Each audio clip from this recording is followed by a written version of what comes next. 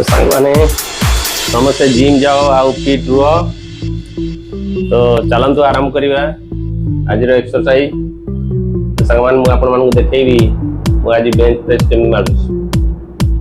तो सांग मान देखु बेंच प्रेस मु स्टार्ट कली।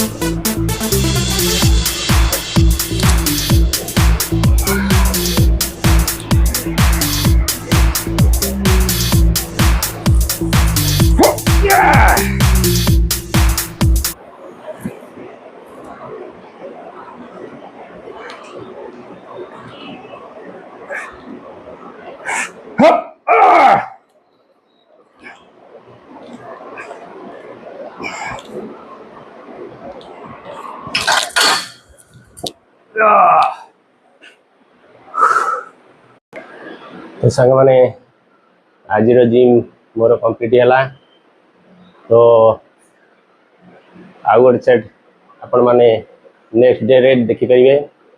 तो जो मैंने भी बेंच प्रेस मारुंट तो मु जो प्रोसेस रे मारली तो सेमती करूँ।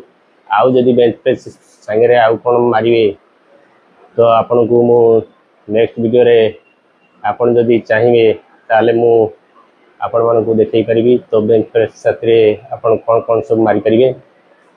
तो आज सांग माने एतिकी। तो देखा हम फेर नेक्स्ट डे रे फेर यही समय रे। तो रही सांग माने जय जगन्नाथ।